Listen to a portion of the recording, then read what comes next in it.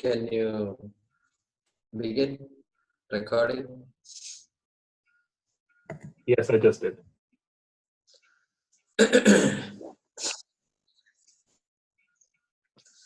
Om Sahana Bhavatu Sahanau Bhunaktu Sahaviryam Karavavahai Tejasvi Navadhitamastu Ma Vidvishavahai. Om Shanti Shanti Shanti. Om Shruti Smriti Puranam Alayam Karunalayam Namami Bhagavatpadam Shankaram Lokashankaram Shankaram Shankaracharyam Keshavam Badarajanam Sutra Bhashya Krito Vande Bhagavantau Punah Punaha Ishvaro Gururatmeti Murti Bheda Vibhagine Vyomavat Vyapta Dehaya Dakshina Murtaye Namaha Sada Shiva Samarambham Shankaracharya Madhyamam Asmadacharya Paryantam Vande Guru Paramparam. Om Vasudevendra Yogindram Natva Jnana Pradam Gurum Mumukshunam Hitarthaya Tattvabodho Vidhiyate.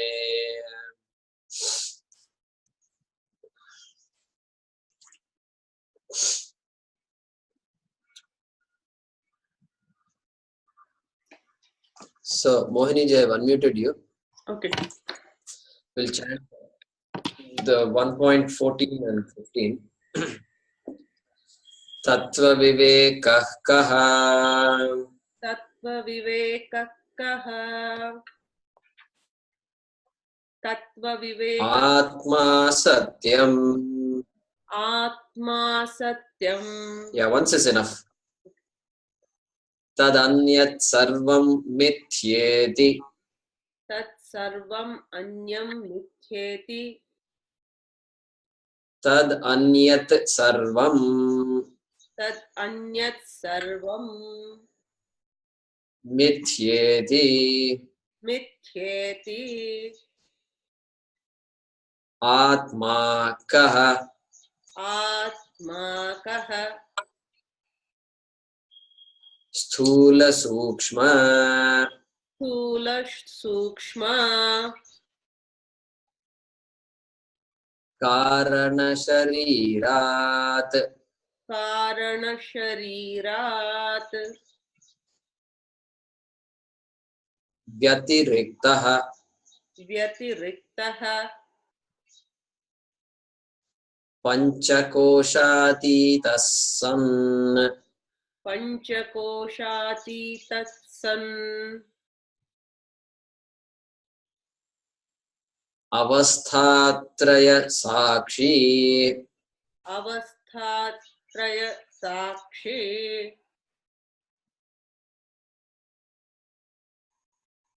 Satchidanandarupasan Satchidananda Rupasan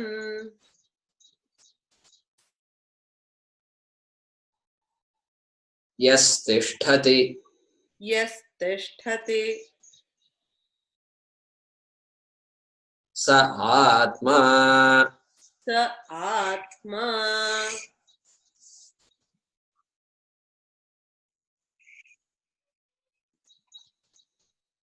Okay. So audio good? Yes. So audio all right? Audio is all right. Yeah. I think that you are hearing it with a little bit of a with a delay. I think you are. Yeah. Is that right?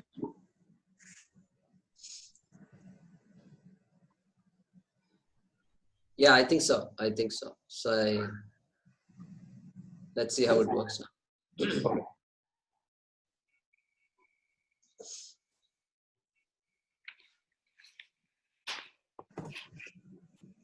Okay.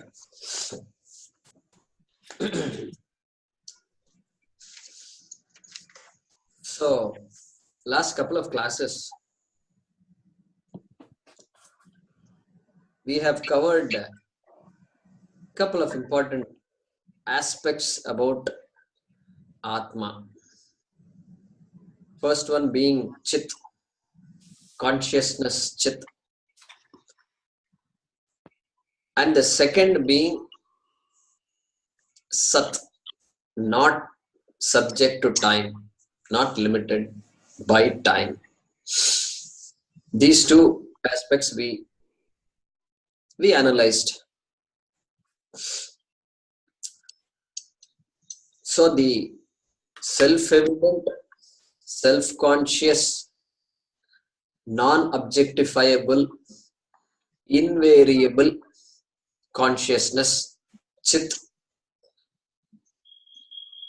is the Sat, which is not subject to time. The Sat, which is a content of time itself. This we saw.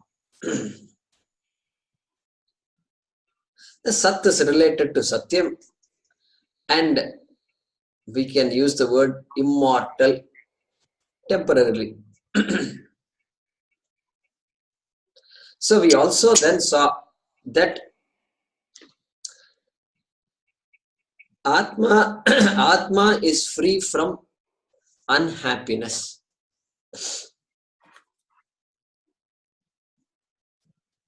We analyzed whether happiness is something that visits us. I am basically a sad person, and whether happiness visits us and then goes away. We refuted that fact and said that is not possible. And we also said Atma, the source of happiness cannot lie in an object. An object cannot be a source of happiness. Happiness cannot be a quality or an attribute of an object. There is no place which if I go, I can become happy. Even though a lot of people go to certain places, still that no place is a source of happiness, joy. No time, no particular time is a source of happiness.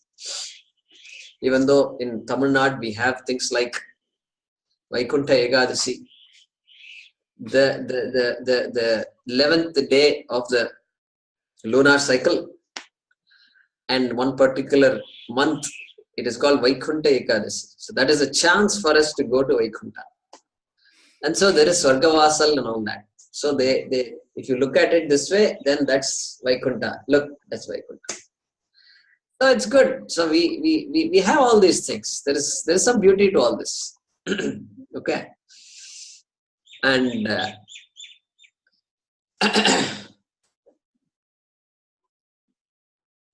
so unfortunately, no time seems to be a source of happiness. Maybe a temporary relief I get. And nobody is happy being unhappy. That also we saw. These facts we have to remind ourselves. And we analyze this experience of happiness.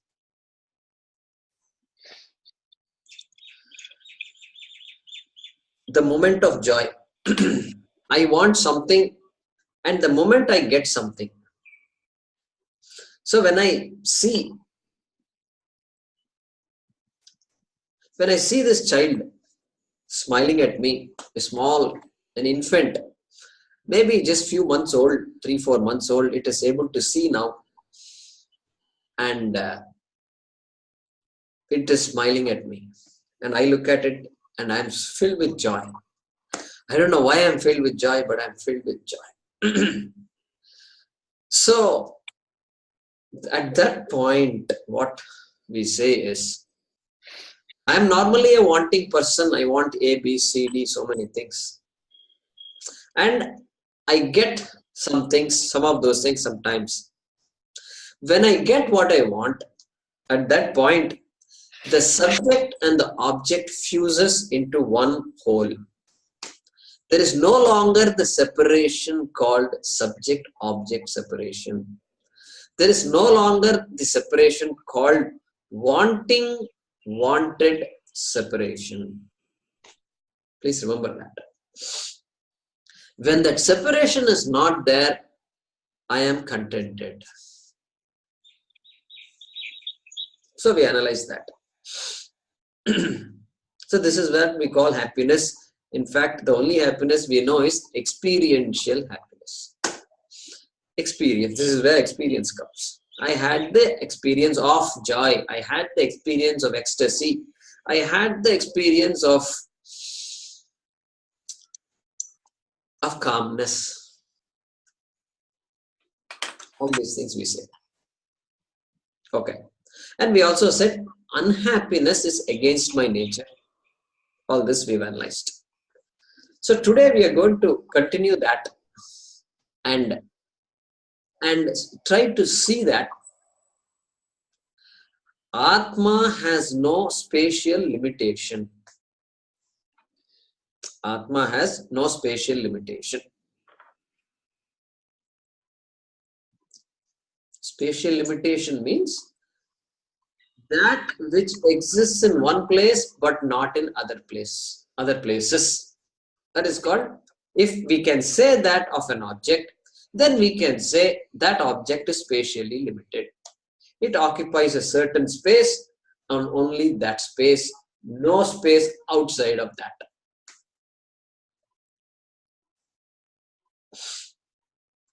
When we say an object is spatially limited, that object must have a form.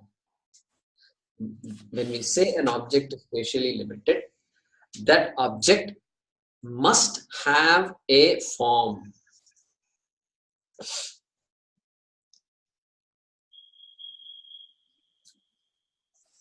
So any object you take in this world that we can perceive,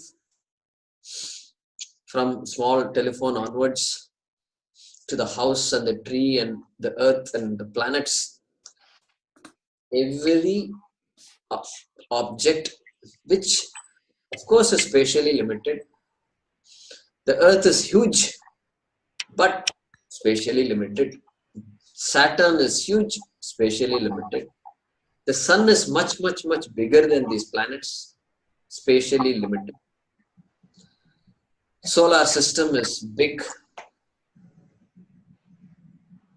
But when you see this Google video, beautiful Google video if you have not seen, and it's called Google Perspective. If I don't know how many of you have seen it, and Google it. And it starts from a person, the camera keeps going up. And I've seen it so many times and I'm still not tired of looking at it. And it takes you up on Earth, and then now planets, and then solar system, and then the gas, Milky Way galaxy, and then they keep on going. And they talk about clusters and this and that, and all these scientific ones are there. And the camera comes down again, then clusters, and then solar system, and then planets, and then Earth, and then some North America, and then this, that, like that, it goes down, and then it comes to person, and then it goes to eyes. Is there some noise? So, some disturbance somewhere? Yeah. So let me. So I muted Ashutosh. So I don't know. We are learning all these tricks.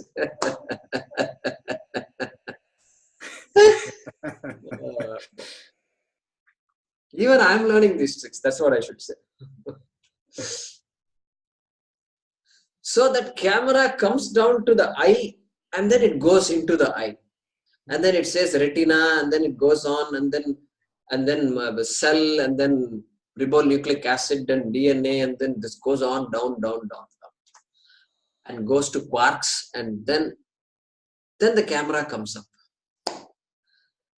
And it's amazing because in this vast world, first of all, the world is so vast. If I didn't know, now I can come to know, oh, there are other solar systems also. Oh, other planets are also there. Other people are there, I must know. And here I am. And this ego is there. And I think I am this greatest guy. And one will see this video to show how great we are. So, spatially limited, however big it is, spatially limited has a form. Air is invisible. Air seems to be everywhere. But even air is not there beyond this so-called atmosphere. And air is also an object which has a form in our model. That is why you can create a vacuum. You can create a vacuum by removing all the air.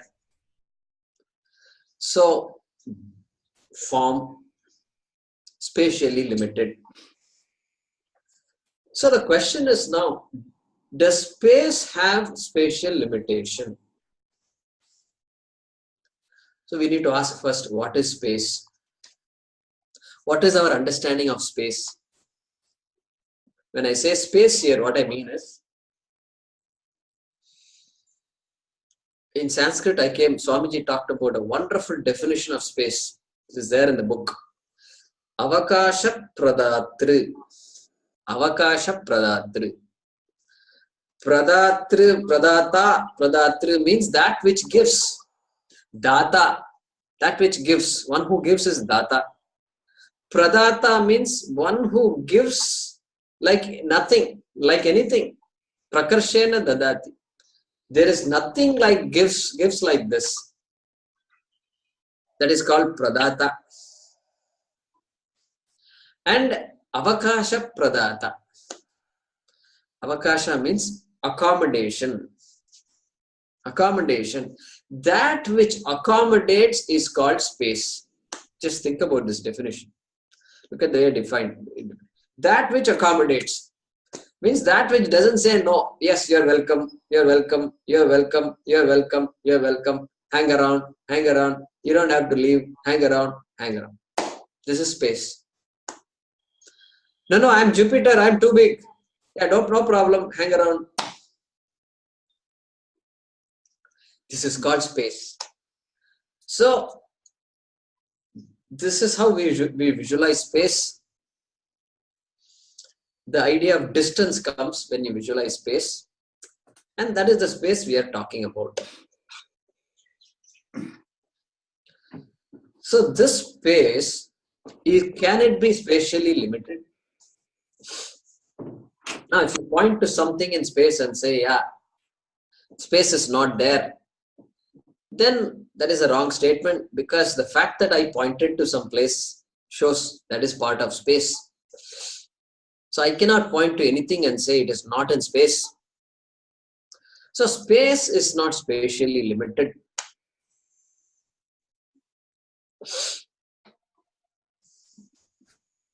Now the question is, come back to consciousness. Is this consciousness spatially limited?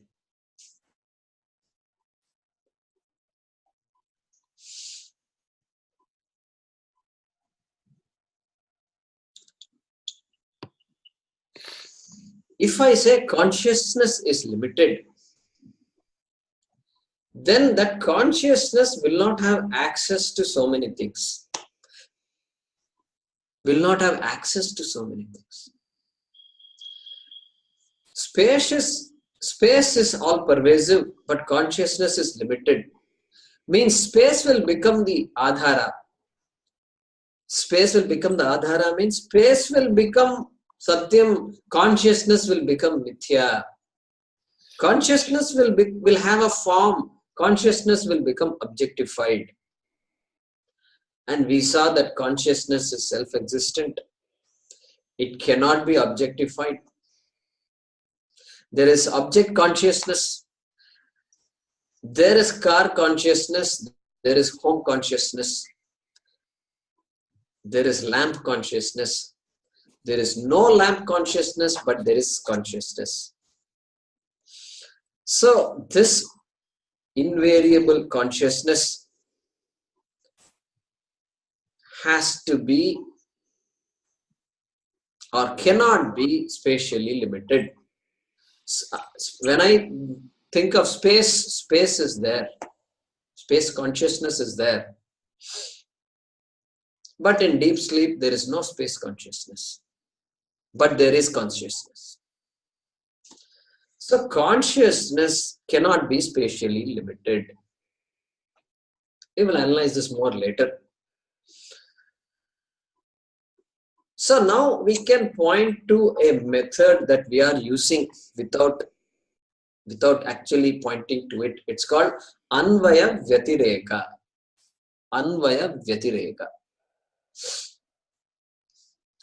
Anvaya means presence, co-presence. Vyatireka means absence. In order to understand the reality of an object, we will ask what features of this object are always present. That is the question to ask. Always present. So I take a pot, a clay pot, and ask the question. There is clay, there is pot. We have analyzed this and we said the pot came into being. The clay was always there. Pot came into being, and when the pot is gone, the clay continues to be. So there is Anvaya, presence of clay. But this pot has Vyatireka. Clay has no Vyatireka. Pot has Vyatireka, absence. Absence.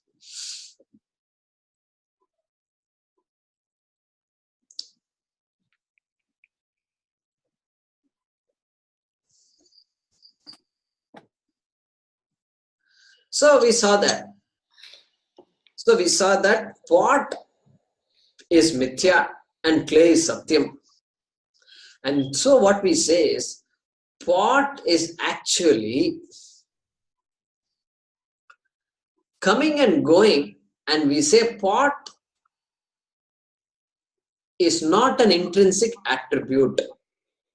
I mean, pot is not an attribute of clay, of course, because clay always is. Pot comes and goes. At best, we can say it is an incidental attribute of clay, because there is a close connection between pot and clay. You can't seem to separate them. They're not two separate objects. So we say pot is an incidental attribute of clay. You look at this in our language, what do you say? We say clay pot, correct? Pot is a noun. In English language, the word pot is a noun. And what is clay? Clay is an adjective. The word clay is an adjective. What is an adjective? Adjective is a word that qualifies a noun. We've all studied that. Qualifies, that which qualifies. If clay qualifies the pot, hey, what about this time when the pot was not there and clay is there? Wait, I'm here right now. I'm about to create this pot. And you're telling me I qualify pot? Hey, the pot is the one that depends on me and for my existence. I mean, I give the existence to pot. And so pot, we say, qualifies clay for a time being, as though qualifies pot. Therefore, it is better to say, in our understanding, the way we should understand this is potted clay. Correct? Potted clay would be a better way to say it. It is a better way to reveal our understanding of reality. Look at that. Our language makes us think in a certain way and takes us in a wrong direction. Right? Clay pot. Clay pot. Golden bangle. Golden bangle. Hey, gold is Satyam. When you go to the store, the fellow, you say, I want to return all these old jewelry and I want to buy new jewelry. He just puts it all in a little weighing machine and he weighs. He wants to know how much gold is there, how much material is there. He is not concerned about whether it is a chain or it's a bangle or it's a ring or nothing. Because gold is Satyam. Everybody knows that. Okay. So coming back, Anvaya Vyatireka we use and we find that. What do we find? We find that space consciousness is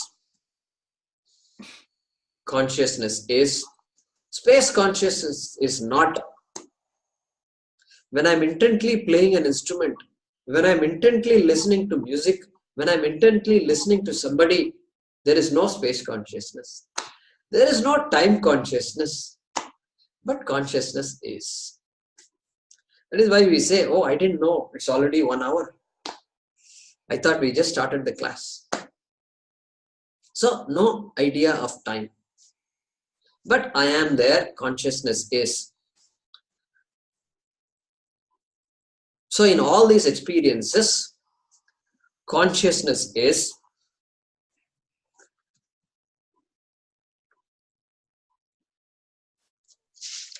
Okay.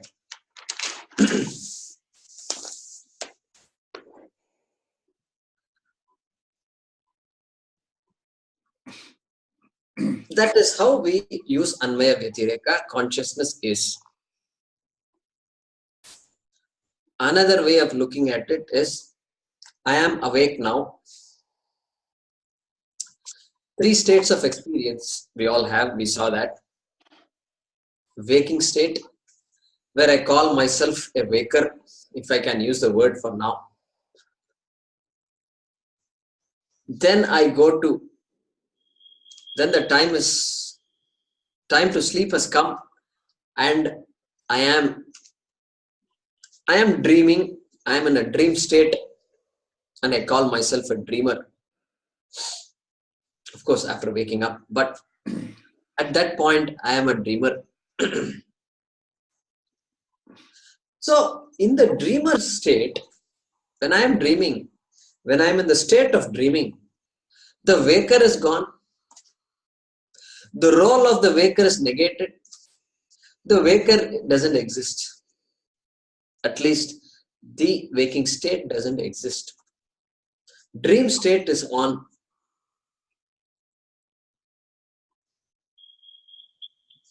I am there in waking state.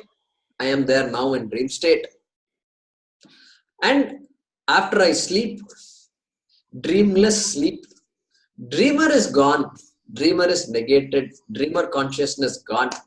Consciousness is, I am there. I am now sleeping. So during that sleep, what about the individuality? In waking state, there is full individuality. I know who I am. I know what I did, what I accomplished. I know all my relationships. Everything I'm aware of. And I'm aware of all the challenges I have, all the problems, all the conclusions. Everything I'm aware of. When I'm asleep, there is no awareness of who I am. The individuality is not there. I am here, I am sleeping in my room, or I am sleeping in my parents' home. All these ideas are not there. No ideas.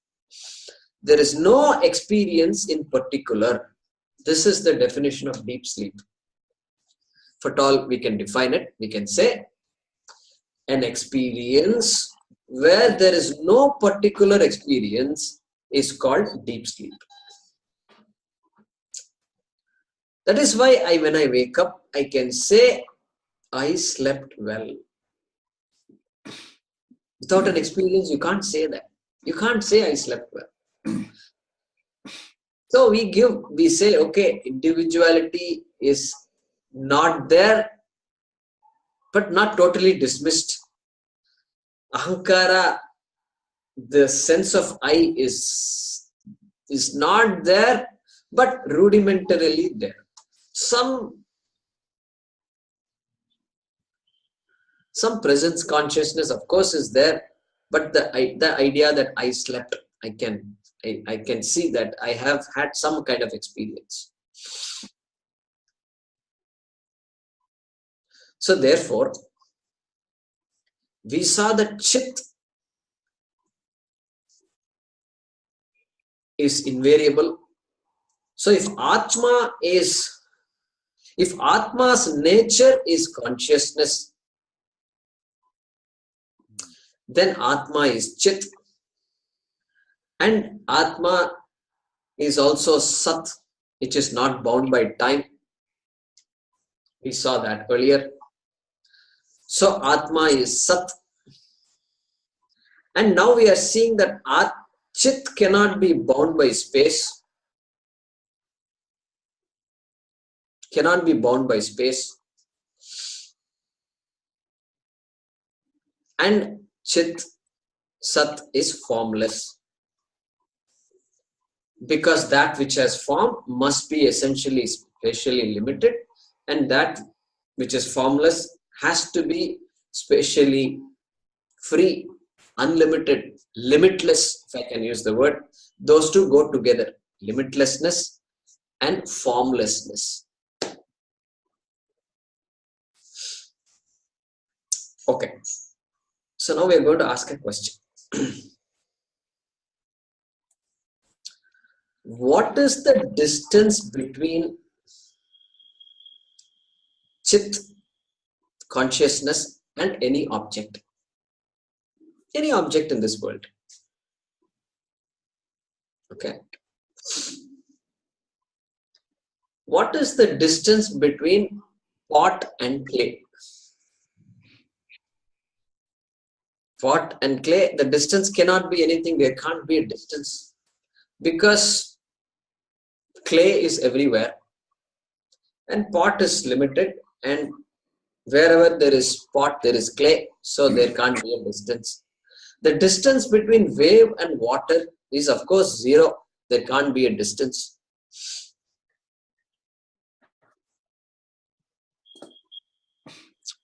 Space is all pervasive. There is no place where space isn't. The distance between and no place where there is no consciousness. Distance between space and consciousness is zero. Space and consciousness cannot be spatially apart.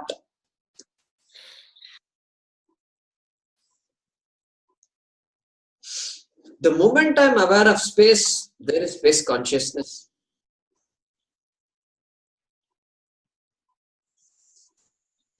So the distance between Chit and any object in space, which is space, has to be zero.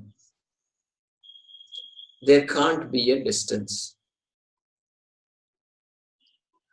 If I ask, what is the distance between you and me? Then if we take ourselves to be these bodies, then we say there is some distance. Those days in the class, in a physical class, everybody is sitting, the distance is few meters, 2 meters, 5 meters, 10 meters, we can say. But now, I don't know what kind of answer we can give. I mean, the computer is 3 feet away from me, and your image is 3 feet away from me, and this image is so many miles away from you. Oh my God. The whole mathematics is different now. It's amazing. The minute you take something for granted, then suddenly that situation changes. So, physical me and physical you, yes, there is a distance. We can measure the distance and we can cover that distance given some effort and time. All that is possible. But if I ask, what is the distance between you and me, the consciousness? If I ask, then we have to say consciousness is not spatially limited like space. And therefore, the answer to that question is no different than what is the difference between this, our sun, our source of light, the sun, and me, the consciousness. And what is the difference between this star, which is so far away, and me, the consciousness? There is no distance. This we have to appreciate. If it is hard to appreciate, that is because my idea of consciousness is I am consciousness. So consciousness is here. I don't see consciousness anywhere. I'm conditioned to think like that. That is why it can be a little difficult.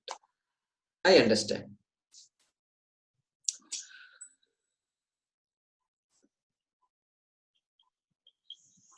So, Atma Kaha was asked. Atma Chit, which is that Chit again, to recap, the invariable self-evident consciousness.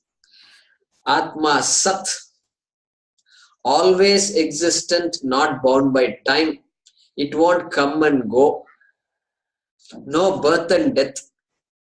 That is Sat. And now, Atma is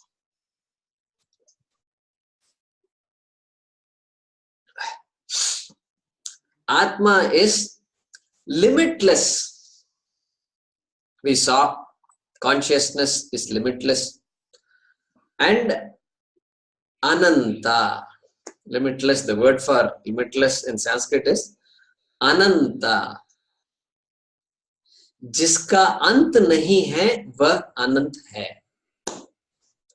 अंतः न विद्यते यस्मिन् सः अनन्तः. The one that does not have an end is called Ananta. Literal meaning of the word Ananta.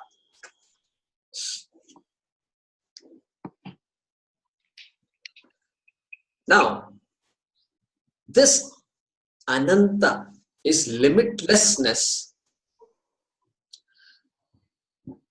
How did it become Ananda?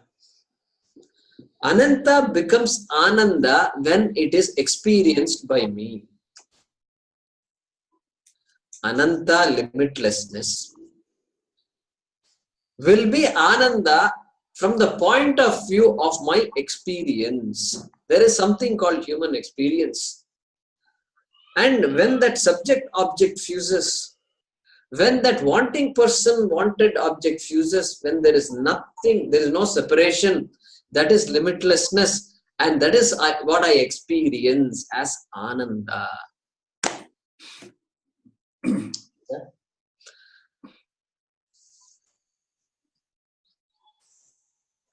So cognitively, in my understanding, limitlessness I can appreciate, wholeness, completeness.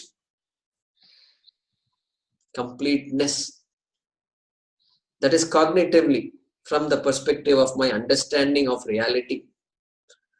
And experientially, that limitlessness is called, we can use the word happiness, we can use the word purnaha, we can use the word fullness. lack of nothing. We can perhaps use the word contentedness. Some of these words are not good. We need to be careful. But that is what limitlessness manifests in my experience as Ananda. So limitlessness, because it doesn't come and go. Really speaking, Ananda also cannot come and go, as I think it comes and goes today. Happiness is a visitor. So why is that? So now we can see Atma is Sat, Chit, and Ananta is Ananda from an experiential point of view. Therefore, Atma is Sat, Chit, Ananda.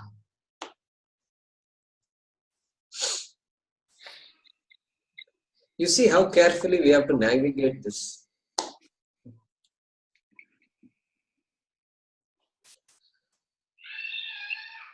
So, we talked about the role of ignorance. Ignorance is what denies me the recognition of limitlessness. I am unaware of it. Therefore, I have no choice but to conclude myself as limitless. I am only as good as this body, mind, sense. I have no choice. Nobody has a choice, really speaking. And so I am a mortal. I am subject to so many problems. We saw this earlier. So this idea that I am small, I am inadequate, I am subject to death, I am subject to, if death is far away, I am subject to sorrow, I am subject to depression, I am subject to disappointments. The list is endless. And I want so many things. Of course, I want to be loved by everybody. I want to be respected. There are so many wants I have. No guarantee that any of these wants is going to be satisfied. That also I know. So I am helpless. But the amazing thing is, with so many problems that I have, when I sleep, I am free from all these problems. If these problems are intrinsic to me, in other words, if these problems are sticking to me, they belong to me, how come I can sleep happily like this? No wonder sleep is such an inviting experience. Physical fatigue we can deal with. We can deal with physical fatigue. But the fatigue inside, this is where the problem is. And sleep is an inviting experience. And any moment of joy, the star I look at and say, wow, it is twinkling. It is somebody told me, this the same star that your grandfather saw, your grandmother saw, your great-grandparents who you don't even know their names. And even they saw the same star so many years ago. My God, that is the star you are looking at now. The sun itself, that is the same sun you are looking at. My God, it's so amazing. I'm filled with awe.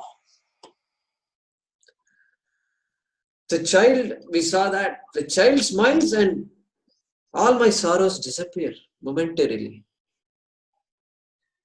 Amazing. It's an amazing thing because that is what gives us the window of opportunity. Window of opportunity to appreciate ourselves.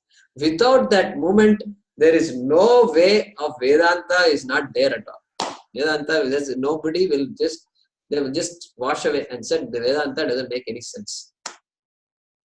The fact that I know what happiness is, I know that I cannot be but that Ananda Swarupa, that idea is there. That is why this whole analysis is possible, and it gives us a window of opportunity. So the moment the wanting person comes, so the moment I've stopped seeing the stars, the baby scene is all gone. I stand in front of the TV and I'm laughing away, recklessly laughing because of the joke. Comedian, fantastic joke, recklessly laughing away. And then now I'm back to my normal senses. And the wanting person comes back. And to the extent that the wanting person comes back, to that extent, my fullness, my limitlessness is abridged, is limited, is edited. The editor, they remove all these words and, this is not needed, that is not needed. You're working in a company, you write a project report, they say, no, take this out, put this in here, don't say it like this. All big constraints are there. So, abridged fullness.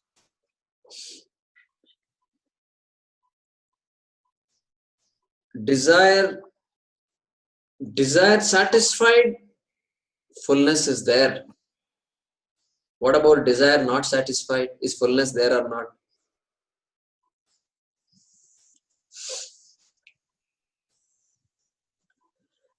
See, the husband said, Happy New Year. Happy New Year. You are the first person I am telling this to. And the wife looks back and she replies, promise?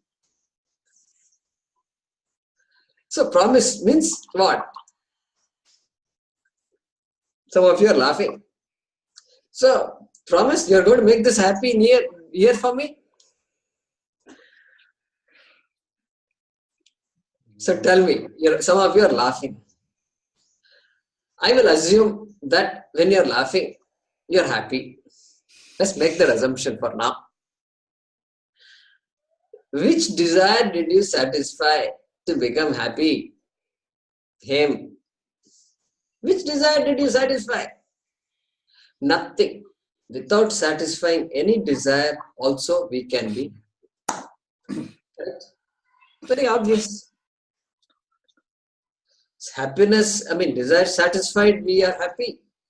Desire not satisfied, also we can be happy. Desire satisfied, we can be sad also. Is that possible? Desire satisfied, can we be sad? Somebody visited a friend after a long time, and somebody visited an acquaintance, and he was advised, no, don't go there.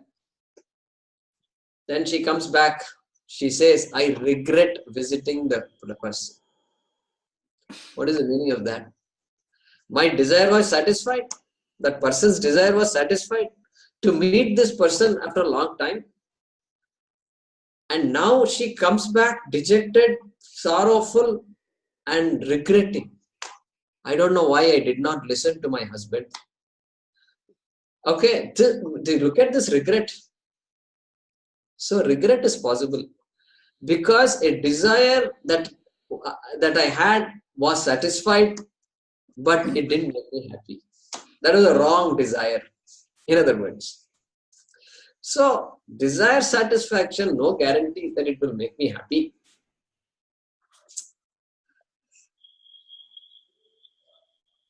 This guy desired to go to work every morning.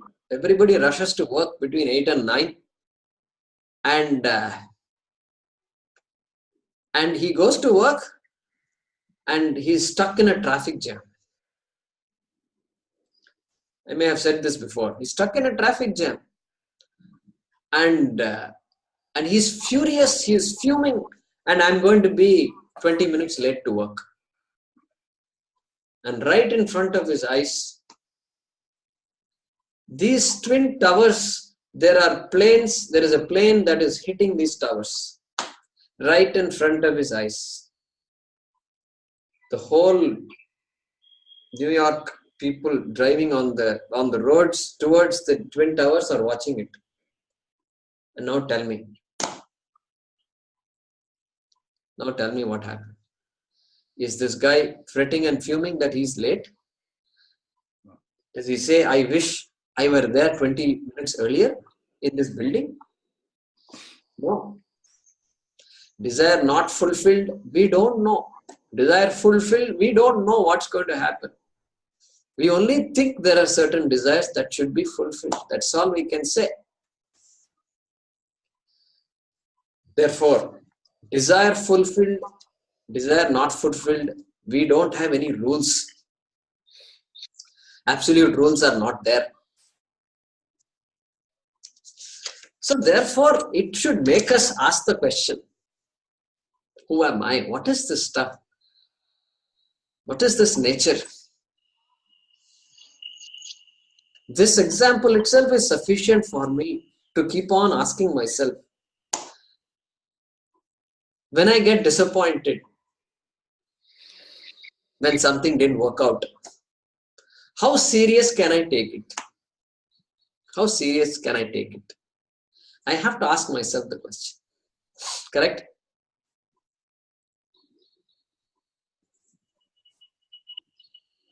So we are looking at this topic. Sat Chit Anantaha. Sat Chit Anandaha. We are saying that Atma is Sat Chit Anandaha. We have to cover a couple of more things. Probably next class we will continue this discussion and complete it.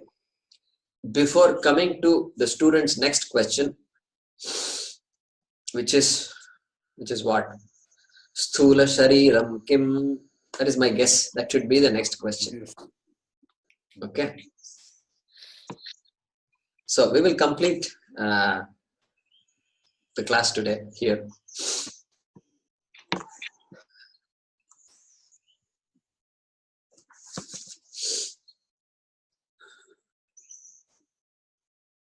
Om Swasti Prajabhyah Paripalayantam Nyayena Margena Mahim Mahishaha Go Brahmanebhyah Shubhamastu Nityam Loka Samasta Sukhino Bhavantu Kale Varshatu Parjanyaha Prithvi Sasya Shalini Desho Yam Kshobarahitaha Brahmana Santu Nirbhayaha Om Sarve Bhavantu Sukhinaha Sarve Santu Niramayaha Sarve Bhadrani Pashyantu Ma Kaschit Dukha Bhag Bhavet Asato Ma Satkamaya Tamaso Ma Jyotirgamaya Mrityorma Amritangamaya Om Purnamadah Purnamidam Purnat Purnamudachyate Purnasya Purnamadaya Purnameva Vashishyate Om Shanti Shanti Shanti Harihi Om Shri Gurubhyo Namaha Harihi Om.